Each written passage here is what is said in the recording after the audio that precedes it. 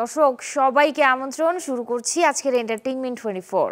দেশ বিদেশের বিনোদনের নানা খবর সাথে নিয়ে আছি আমি শাহরিন জেবিন। এশা মার্ডার কর্মফল ছবিতে অভিনয় করে নিজেকে সার্থক মনে করছেন অভিনেত্রী আজমেরী হক বাঁধন। মুক্তির তৃতীয় সপ্তাহে এসেও দর্শক আগ্রহে থাকা এই সিনেমাটি নাকি শীঘ্রই মুক্তি পাবে দেশের বাইরেও। চ্যানেল 24-এর সাথে আলাপচারিতায় নানা কথার সাথে সম্প্রতি শাকিব খানের সিনেমার পাইরেসি নিয়েও ক্ষোভ প্রকাশ করেন এই অভিনেত্রী। ব্যবহারিক বংশের পরিচয়। একটি মেয়ের হত্যা রহস্য উন্মোচনের গল্পে নির্মিত ছবি এশা মার্ডার কর্মফল। সানি সানোয়ারের পরিচালনায় যে ছবির প্রধান চরিত্রে অভিনয় করেছেন আজমেরী হক বাঁধন ও নাম ভূমিকায় পূজা ক্রুজ। প্রেক্ষাগৃহে ছবি মুক্তির তৃতীয় সপ্তাহে এসেও সিনেমাটি পাচ্ছে দর্শক। নিজের ছবির প্রতি দর্শকদের এমন ভালোবাসা দেখে বেশ খুশি অভিনেত্রী বাঁধন। চ্যানেল 24-কে বাঁধন জানালেন, ছবিটিতে কাজ করে এসেছে নতুন এক সার্থকতা। দর্শক আস্তে আস্তে বাড়ছে বা যারা দেখছে তারা পজিটিভলি আসলে নিচ্ছে সিনেমাটাকে, তাদের কাছে ভালো লাগছে। আমরা যা চেয়েছিলাম সেইটা আসলে মানে আমাদের এইমটা সাকসেসফুল হয়েছে। যে আমরা চেয়েছিলাম দর্শক আসলে সিনেমাটার সাথে কানেক্টেড হবে, সেটাই হয়েছে। আর যেভাবে চলছে এইভাবে চলতে থাকলে আশা করি যে আরও কিছুদিন চলবে এবং দর্শক আরও পছন্দ করবে। দেশের গণ্ডি পেরিয়ে এশা মার্ডার ছবিটি হয়তো মুক্তি পাবে দেশের বাইরেও, এমন প্রত্যাশা জানানোর পাশাপাশি নিজের নতুন কাজের খবরও জানিয়েছেন বাঁধন। সবাই বলেছে যে এক কথায় এটা খুবই মানে সবাই খুবই হয় না হুকড হয়েছিল। আমি তো আশা করি যে এটা সিঙ্গেল স্ক্রিনে যাবে, দেশের বাইরে যাবে, সো আমি তো আশা করতেই পারি। আমি আরেকটা কাজ শুরু করেছি, সেটার কাজ চলছে, আমি সময় হলে জানাবো।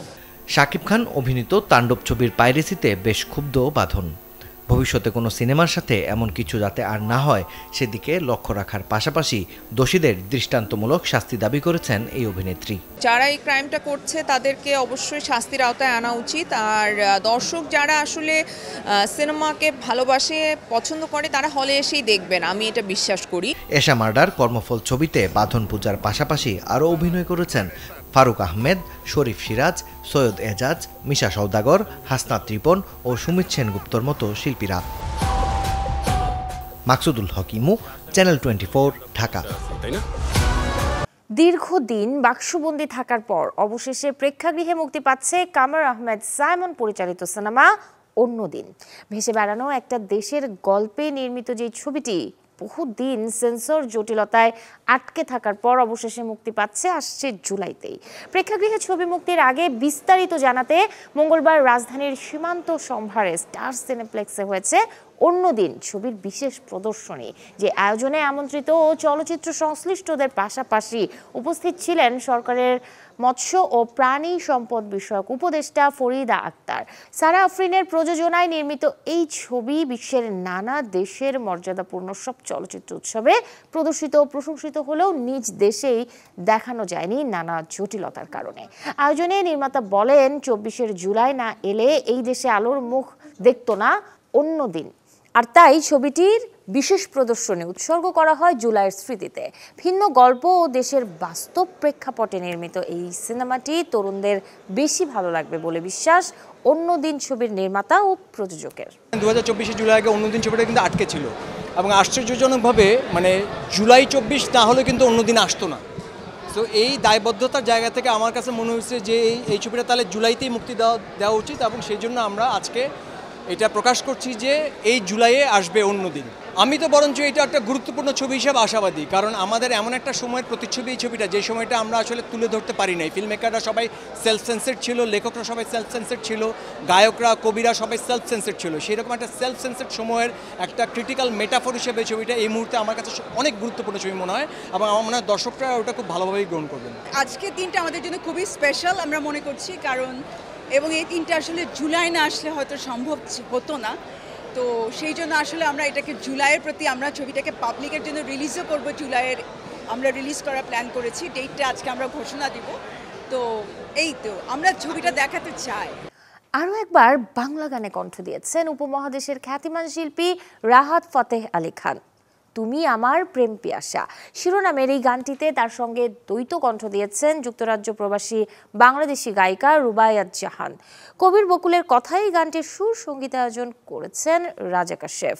সম্প্রতি দুবাইয়ের প্লেব্যাক ক্রিয়েটিভ স্টুডিওতে গানটির রেকর্ডিং সম্পন্ন হয়। জানা যায় গানটির ভিডিও চিত্র ধারণ করা হবে লন্ডনের বিভিন্ন লোকেশনে। শিগগিরই এটি ধ্রুব মিউজিক স্টেশনের ইউটিউব চ্যানেলে প্রকাশিত হবে বলে জানা গিয়েছে। শুভ জন্মদিন। জন্মদিনের এই শুভেচ্ছা জানালাম বলিউডের এক সুপারহিট নায়িকাকে। যখন যেই গল্পে তিনি পর্দায় হাজির হয়েছেন তখন সেই গল্পের তৈরি সিনেমাটি পেয়েছে সুপারহিটের তকমা। দর্শক বুঝতেই পারছেন বলছি 90-এর দশকের নায়িকা করিশ্মা কাপুরের কথা। আজ এই অভিনেত্রী জীবনের 51 বসন্ত পেরিয়ে পা রাখলেন 52-তে। জন্ম 1974 সালে বলিউডের বিখ্যাত কাপুর পরিবারে। সবার কাছে করিশ্মা কাপুর নামে পরিচিত হলেও পরিবার বন্ধু মহলে তিনি আদুরের লোলো। বংশের ঐতিহ্য ধরে রেখে মাত্র 17 বছর বয়সেই হাজির হন বড় পর্দায়। প্রথম ছবিতেই ব্যবসায়িক সফলতা অর্জন করা করিশ্মার পরের গল্পটা শুধুই এগিয়ে যাবার। 3 দশকের ক্যারিয়ারে কালজয়ী সিনেমার খাতায় যোগ করেছেন রাজা হিন্দুস্তানি, দিল তো পাগল হে, কুলি নম্বর 1, সজন চলে সসুরাল কিংবা জুরওয়ার মতো মুভির নাম। সদ্যই প্রাক্তন স্বামী সঞ্জয় কাপুরের মৃত্যুতে শোকাবহ সময় পার করছেন 51 বছর বয়সী করিশ্মা। তবে বয়সটা যতই হোক সবসময়ই সব প্রতিকূলতা পেরিয়ে নিজের সৌন্দর্য, ব্যক্তিত্ব আর ফিটনেসে যুগে যুগে মুগ্ধতা ছড়াচ্ছেন করিশ্মা কাপুর। প্রথমবার একসাথে হাজির হবেন সিদ্ধার্থ মালহোত্রা ও জাহ্নবী কাপুর। দুজনকে দেখা যাবে রোমান্টিক কমেডি ঘরানার মুভি পরম সুন্দরীতে, যে ছবিটি পরিচালনায় আছেন তুষার জেঠওয়ালার। বলিউডের গ্ল্যামার, রোম্যান্স আর অ্যাকশনের দুনিয়ায় আবারও আসছে এক নতুন চমক পরম সুন্দরী। সিদ্ধার্থ মালহোত্রা আর জাহ্নবী কাপুরের রোম্যান্টিক কেমিস্ট্রি, তার সাথে অ্যাকশন এবং কমেডির টুইস্ট মিলিয়ে 2025 সালের অন্যতম প্রতীক্ষিত ছবি হতে চলেছে এটি। অ্যাকশন, রোম্যান্স আর কমেডির মিশেলে পরম সুন্দরী সিনেমাটি পরিচালনা করেছেন তুষার জলটা, যিনি প্রথমবারের মতো বড় পর্দায় নিয়ে আসছেন সিদ্ধার্থ মালহোত্রা ও জাহ্নবী কাপুরের জুটি। পরম সুন্দরীতে এই জুটির পাশাপাশি আরও থাকছেন সুনীল শেট্টি, সঞ্জয় কাপুর এবং অক্ষয় খান্না, যা সিনেমাটিকে করে তুলছে আরও দর্শনীয়। চলতি বছরের 25শে জুলাই তারিখটি এখন থেকেই বলিউড প্রেমীদের ক্যালেন্ডারে মার্ক করে রাখার মতো, কারণ পরম সুন্দরী এই দিনেই প্রেক্ষাগৃহে আসছে দর্শকদের মন জয় করতে। Desk report, channel 24। ভারতের টেস্ট ক্রিকেটের একমাত্র সফল অধিনায়ক বলতেই সবার মুখে আসবে একটাই নাম, সৌরভ গাঙ্গুলি। বাঁহাতি এই ক্রিকেটারের জীবনের গল্পটাই এবারে দেখা যাবে বলিউডের সিলভার স্ক্রিনে, যেখানে সৌরভ গাঙ্গুলির চরিত্র ফুটিয়ে তুলবেন রাজকুমার রাও। ভারতীয় গণমাধ্যম এনডিটিভির এক সাক্ষাৎকারে এই বিষয়টি নিজেই জানিয়েছেন অভিনেতা। জানান, এত বড় মাপের ব্যক্তিত্বের অধিকারী সৌরভ গাঙ্গুলির চরিত্রে অভিনয় করার সুযোগ পেয়ে যেমন আনন্দিত, তেমনি যে বেশ নার্ভাসও তিনি। এতে অভিনয় করতে বাংলা ভাষার উচ্চারণের অনুশীলন করেছেন রাজকুমার রাও, তাতে সহযোগিতা করেছেন স্ত্রীপত্র লেখা। সৌরভ গাঙ্গুলি নিজেও বেশ উচ্ছ্বসিত নিজের বায়োপিক নির্মাণের কাজটি নিয়ে। জানা গেছে এরই মাঝে শেষ হয়েছে ছবির প্রি প্রোডাকশনের কাজ। জানুয়ারি থেকে 3 মাসের সময় নিয়ে হয়েছে শুটিং ও পোস্ট প্রোডাকশনের কাজ শেষে চলতি বছরের ডিসেম্বরেই নাকি দর্শকদের জন্য প্রেক্ষাগৃহে মুক্তি দেওয়া হবে সৌরভ গাঙ্গুলির বায়োপিক। আসছে American horror thriller movie weapon, যে ছবিটি পরিচালনা করেছেন জ্যাক রেগার, আর এটি আমেরিকার প্রেক্ষাগৃহে মুক্তি পাবে 8 আগস্ট। গল্পটা মূলত এক ছোট্ট শহরকে কেন্দ্র করে, যেখানে হঠাৎ করে একই ক্লাস থেকে নিখোঁজ হয়ে যায় 17 জন শিক্ষার্থী। না পরিবার না প্রশাসন, কারো কাছে নেই ঘটনার কোনো ব্যাখ্যা। একদিকে নিখোঁজের রহস্য, অন্যদিকে শহরের মানুষের দুশ্চিন্তা আর অজানা এই আতঙ্কের ছায়ায় দাঁড়িয়ে সিনেমার প্রত্যেকটি চরিত্রই খুঁজছেন নিখোঁজ শিশুদের গল্পের আড়ালে লুকিয়ে থাকা রহস্য। ওয়েপন ছবির বিভিন্ন গুরুত্বপূর্ণ চরিত্রে অভিনয় করেছেন জশ ব্রলিন, জুলিয়া গার্নার ও বেনেডিক্ট ওয়াংয়ের মতো জনপ্রিয় সব মুখ। দর্শক, এবারে স্মরণ করব সঙ্গীতের পপ সম্রাটকে, যার হঠাৎ চলে যাওয়ায় কেঁদেছিল গোটা বিশ্ব।